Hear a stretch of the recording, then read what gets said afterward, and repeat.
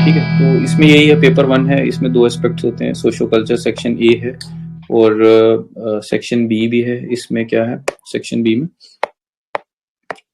में आपका फिजिकल वाला है। ये सेक्शन ए आता है chapter 1.1 meaning, scope and development. इसमें हमने देखा कि ह्यूमंस के 2 एस्पेक्ट हैं, एक बायोलॉजिकल एस्पेक्ट है, एक कल्चरल एस्पेक्ट है। बायोलॉजी में ओरिजिन, एवोल्यूशन और वेरिएशन। वेरिएशन में क्या क्या, structure, skin colour, nose form, head form, ये बायोलॉजिकल आ गया। और कल्चरल में क्या क्या आ जाएंगे, आपके food habits, dress pattern, costumes, belief system, ये हम ऑलरेडी डिस्कस कर चुके हैं। उसके बाद हमने देखा कि एरिस्टोटल थे जिन्होंने कॉइन किया टर्म एंथ्रोपोलॉजी, और इसीलिए एरिस्टोटल को फादर ऑफ एंथ्रोपोलॉजी भी बोला गया। इनका टाइम पीरियड 320 बीसी है और ये हमें बताया कि इसने एसी हेडन। तो जब हम आंसर लिखेंगे ना, तो हम वहां पे डायरेक्टली ऐसे नहीं लिखेंगे Aristotle coined the term anthropology, हम लिखेंगे as per A C Haddon Aristotle was the one who coined the term anthropology and that's why he is also known as father of anthropology. तो फादर ऑफ एंथ्रोपोलॉजी में ना आप लोग confuse मत, क्योंकि एक टर्म बोली जाती है, anthropology has many fathers and many mothers. क्यों? क्योंकि देखो, एंथ्रोपोलॉजी एज अ डिसिप्लिन बहुत न्यू है अभी, तो हर एक अपना अपना बोलते जा रहा है। बाद में हम लोग ब्रिटिशर्स देखेंगे, तो ब्रिटिशर्स ने किसी एक को बोला फादर ऑफ एंथ्रोपोलॉजी, फिर अमेरिकन ने किसी और को बोला। तो बोला जाता है generally anthropology has many fathers. हो सकता है कि आपको क्वेश्चन ही आ जाए अगले साल कि बताओ क्यों ऐसा बोला जाता है कि एंथ्रोपोलॉजी हैज मेनी फादर्स, तो उसके पीछे एक यही रीजन है। फिर नेक्स्ट मैंने आपको बोला Kant, Immanuel Kant. Immanuel Kant ने बुक लिखी थी, बुक का नाम क्या था, anthropology from pragmatic point of view. ठीक है, ये इनकी बुक का नाम, anthropology from pragmatic point of view. और इन्होंने एग्जैक्ट मीनिंग ऑफ एंथ्रोपोलॉजी दिया पहली दफा, और इनकी डेफिनेशन क्या थी, इन्होंने बोला anthropology studies the animal origin of man and his social and cultural developments. ठीक है, ये एज इट इज आपको कोट करनी पड़ती है डेफिनेशन, ये आप लिख लीजिए और इसको एक दो दफा रिवाइज कर लीजिएगा, तो ये आपको हमेशा याद रह जाएगी। तो आप फ्लो चार्ट की तरीके से भी इसको लिख सकते हो अपने नोट्स में, जिस तरीके से मैंने बनाया कि इसकी इमानुअल कांत की जो डेफिनेशन है, ये 2 एस्पेक्ट स्टडी करती है। पहला एनिमल ओरिजिन और दूसरा कॉम्प्लेक्स ड्यू टू एवोल्यूशन, यानी कि सोशल और कल्चरल डेवलपमेंट, जो हमने अभी पूरा समझा कि किस तरीके से सोशल और कल्चर दोनों सेम ही चीज होती है, इसको कंफ्यूज मत करना। कोई इसको सोशल बोलता है, कोई कल्चर बोलता है। तो दोनों हमने देखा कि बायोलॉजिकल एवोल्यूशन किस तरीके से कल्चरल एवोल्यूशन में इम्पैक्ट लाता है, और किस तरीके से कल्चरल वाला अगेन बायोलॉजिकल में लाता है। इसकी एक और डेफिनेशन हम लोग पढ़ते हैं ब्रिटिश एनसाइक्लोपीडिया, जो कि 1822 में दिया गया है। ये एंथ्रोपोलॉजी के बोलता है, what is anthropology? Anthropology is nothing but discourse over human history. Discourse over human history. Discourse क्या होता है? डिस्कोर्स मतलब कि नॉर्मल रूटीन डिबेट बोल लो या डिस्कशन बोल लो, तो ह्यूमन नेचर जो है इसके ऊपर अगर हम लोग डिस्कोर्स करें तो उसी चीज को एंथ्रो बोला गया है। ऐसी डेफिनेशन किसने दी? ब्रिटिश एनसाइक्लोपीडिया ने। तो ये 3 डेफिनेशंस मैंने आपको बताई। तो आप लोग मुझे पूछ सकते हो कि सर ये 3 का क्या मतलब है, हमने क्या इन तीनों पेपर में ये तीनों चीजें लिखनी होती हैं, क्या करना होता है? तो देखो ऐसा है कि आपको मल्टीपल डेफिनेशंस पता होनी चाहिए, लेकिन एग्जाम में आपने कोई एक या 2 ही इस्तेमाल करनी है, अनटिल अनलेस कोई 20 नंबर का क्वेश्चन सिर्फ इसी पे ना आ जाए कि how do you define anthropology, या फिर how have the various anthropologist defined anthropology over a period of time. ठीक है, अनटिल की डायरेक्टली क्वेश्चन ना पूछा गया हो, आपने इनमें से कोई भी एक डेफिनेशन पिक कर लेनी है और उसको आपने इस्तेमाल करना है अपने आंसर राइटिंग में। तो सबसे बेस्ट रहती है कि आप लोग कौन सी करो, इमानुअल कांत की इस्तेमाल कर लो, और या फिर ब्रिटिश एनसाइक्लोपीडिया की कर लो। आप इस डेफिनेशन को एंथ्रो के पेपर में कंक्लूजन्स में भी इस्तेमाल कर सकते हो। जैसे आपको कहीं पे लगता है कि कोई एक ओपन एंडेड सा क्वेश्चन बन रहा है, तो आप लास्ट में लिख सकते हो कि anthro is nothing but discourse over human nature and everything we study today ultimately somehow interacts with the subject of anthropology. तो इस तरीके से आप इसको घुमा फिरा के भी कहीं पे भी इस्तेमाल कर सकते हो। ठीक, उसके बाद हमने देखा कि how the biological evolution and cultural evolution influence each other. इसमें मैंने आपको काफी अच्छा वहां पे भी एक्सप्लेन किया। ये यहाँ पे भी वही चीज लिखी हुई कि बिग साइज टूथ होते थे, तो we had to eat raw meat. क्यों होते थे बिग साइज टूथ? क्योंकि we had to eat raw meat due to lack of fire. फिर over a period of time discover हुआ फायर, और उसके बाद फूड जो है ये सॉफ्ट हो गया, प्रेशर टीथ्स पे अब कम पड़ने लग पड़ा, जो हमारे जॉ थे ये स्मॉल हो गए, और इसकी वजह से अल्टीमेटली क्या हुआ कि change in shape of face, हमारा फेस जो था ये चेंज हो गया, और इसकी वजह से हमारा स्टमक भी जो है ये काफी हद तक चेंज हो गया। दूसरा है हमारा मैरिज का। इसमें हमने देखा कि prolong dependency of human infant upon mother रहता है। फिर इसकी वजह से क्या होता है कि वुमेन की जो मोबिलिटी है ये रिड्यूस होती है, तो need occurred for male partner, जिसकी वजह से बॉन्डिंग स्ट्रांग हुई और इसी ने आगे चल के मैरिज का रूप लिया। और मैरिज, बड़ी सारी मैरिजेस इकट्ठी बन के फैमिली, और बड़ी सारी फैमिली इकट्ठे मिलके सोसाइटी। तो सोसाइटी में हम लोग आगे चल के देखेंगे चैप्टर 2.2 2.1 आगे जब हम पढ़ेंगे वहां पे हम देखेंगे कि सोसाइटी के अलग अलग एस्पेक्ट्स हैं, इकोनॉमिक, पॉलिटिकल और रिलीजन। ये आपको याद नहीं भी रहता, कोई ऐसा मसला नहीं है, क्योंकि एंथ्रो का जो सिलेबस है उसमें चैप्टर ही इसी हिसाब से, एक चैप्टर आपको इकोनॉमी पे मिल जाएगा, एक पॉलिटी पे मिल जाएगा और एक रिलीजन पे मिल जाएगा। ठीक, तो हम कैसे कैसे पढ़ेंगे इसको फर्दर। और इसमें हम लोग एक और एग्जांपल देखते हैं ऋग्वेदिक टाइम्स पे। तो ऋग्वेदिक टाइम्स पे ये अगर हम पॉलिटिकल की बात करें तो आप लोग वहां पे देखेंगे कि जना वर्ड बहुत इस्तेमाल हुआ। ये आपको एंशियंट हिस्ट्री में भी काम आएगा, अगर आपने एंशियंट हिस्ट्री ऑलरेडी पढ़ ली है तो फिर आप लोग यहाँ पे आ जाइए, नहीं तो जना क्या रहता है, जना है छोटी स्टेट, ठीक है, या एक छोटा ग्रुप। बाद में बड़े सारे जना मिलके क्या बन गए, जनपद, और बड़े सारे जनपद मिलके क्या बन गए, महाजनपद। अब आप लोग मुझे टाइप करके बताइए कि जो हम लोग एंशियंट हिस्ट्री पढ़ते हैं, तो जैसे महाभारत एपिक भी इसी टाइम से बनी हुई है, तो उस टाइम कितने महाजनपद थे, हाउ मेनी महाजनपद, आप लोग टाइप करके मुझे बताइए।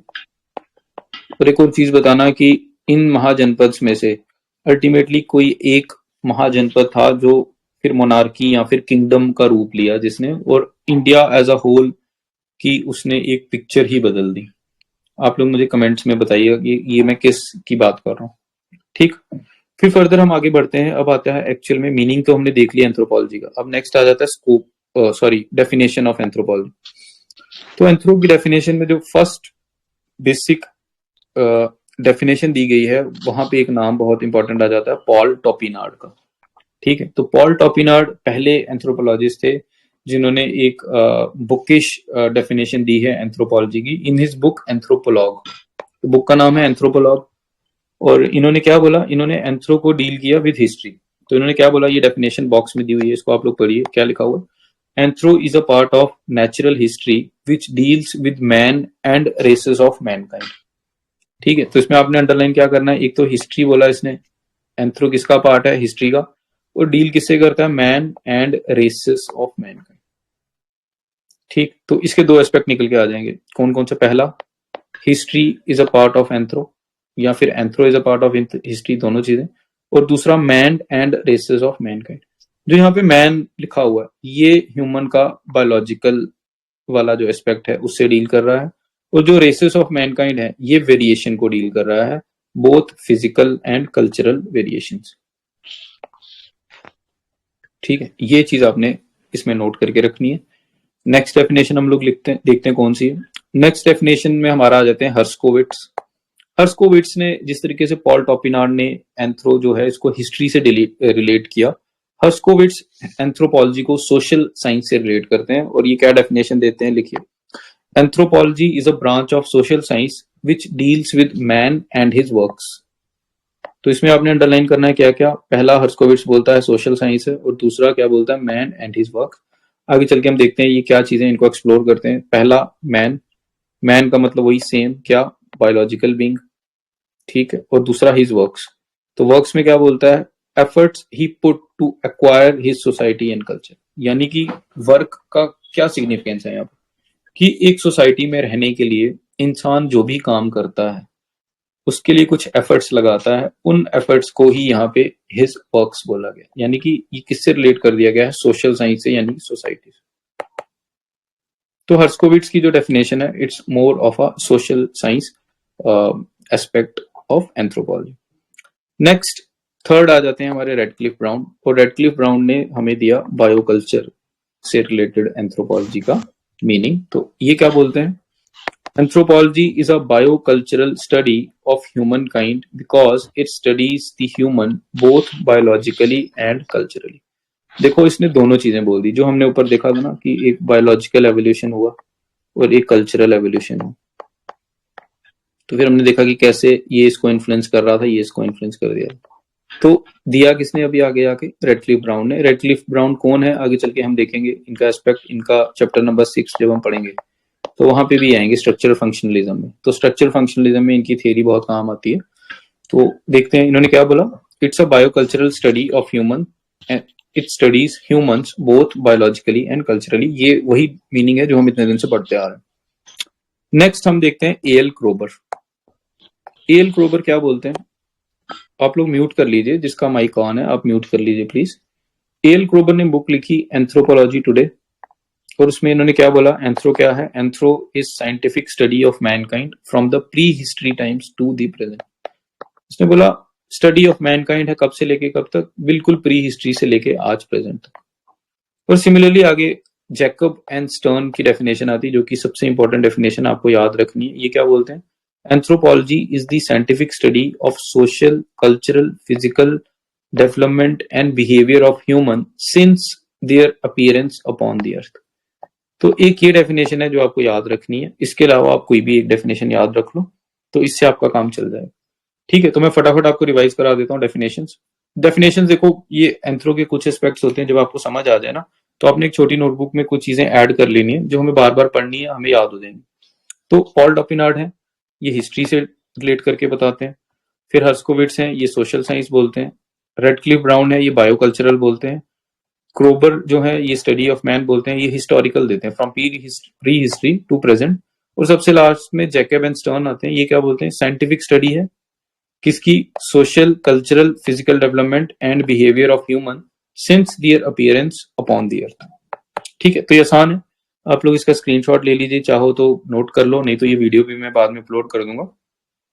तो आज के लिए हम लोग इतना ही रखते हैं, बाकी हम कल इसके आगे फर्दर और डिस्कस करेंगे। तो इसमें हम देखते हैं कि अगर किसी को अभी तक कोई डाउट है तो उसे हम लोग रिजॉल्व करने की कोशिश करते हैं। इसके अलावा भी अगर किसी का कोई और डाउट है तो वो भी ग्रुप में पोस्ट कर सकता है, मैं उसको पढ़ के आपको जवाब दे दूंगा। अच्छा, क्या क्या लिखा है आप लोगों ने, मैं थोड़ा सा पढ़ लेता हूँ। जोया ने काफी कुछ लिखा हुआ है, ठीक लिखा है। Madhav Gupta, please share these notes. यार ये मेरे क्लास नोट्स हैं, मैं आपको इसी से पढ़ा रहा हूँ, मैं इनको डायरेक्टली शेयर नहीं कर सकता हूँ। जो पढ़ा रहा हूँ आप उसको नोट कर सकते हो।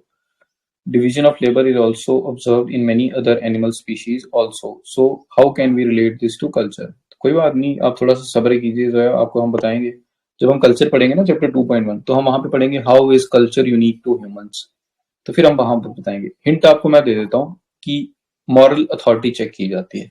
ठीक है, हमें ये देखना होता है कि क्या जो जिनके अंदर भी इस तरीके से डिवीजन ऑफ लेबर या जो भी हमें लगता है कि शायद उनके अंदर कल्चर है, क्योंकि देखो नॉन ह्यूमन स्पीशीज में बड़ा कुछ होता है, वो इंटेलिजेंट भी होते हैं। आज की डेट में एप्स गेम्स खेलते हैं। ठीक है, जापान में आप चले जाओगे, वहां पे जो मंकीज हैं जो आइलैंड्स पे रहते हैं, वो आपका जो स्वीट पोटैटो रहता है ना, उसको समुद्र में जाके धोते हैं, धो के साफ करके खाते हैं। जेन गुडॉल की ऑब्जर्वेशन है तंजानिया से चिंपैंजीज की, वहां पे जो चिंपैंजी होते हैं वो ग्रास को इस्तेमाल करते हैं एज अ स्ट्रॉ। तो लेकिन फिर भी हम देखते हैं कि they lack moral authority, plus they work on their animal instinct. Humans instinct पे काम नहीं करते हैं, ह्यूमन ऑब्जर्वेशन पे काम करते हैं, और एक मॉरल अथॉरिटी उनके ऊपर रहती है जिसको वो लोग फॉलो करते हैं। I hope it answered your question. नहीं तो आप थोड़ा वेट कीजिए, हम कल्चर वाला चैप्टर जब पढ़ेंगे, वहाँ स्पेसिफिकली एक अलग से टॉपिक है हमारा, why culture is unique to humans. तो फिर वहां पे हम कंट्रास्ट करते हैं। तो आई होप कि काफी सारी चीजें हमने डिस्कस कर दी हुई हैं। सर, जो कल्चर बायोलॉजी की रिलेशन आप बोल रहे हो, अगर उसको करंट टाइम में रिलेट करेंगे तो क्या हम कह सकते हैं कि एलजीबीटी कम्युनिटी जो आर्टिफिशियली अपनी बायोलॉजी को अल्टर करते हैं, then they will affect the culture eventually positively और negatively? Apologise if you think it's a dumb question. It's not a dumb question Iqra, it's a very good question. और हाँ, culture तो change हो ही रहा है ना, कल्चर चेंज हो रहा है। पहले हम लोग क्या करते थे कि एलजीबीटी, जैसे कोई लेस्बियन है, गे है, ठीक है, ट्रांस, बाय और कीर है, तो उसको क्या हम अपनी सोसाइटी में एक्सेप्ट करते थे? नहीं ना करते थे।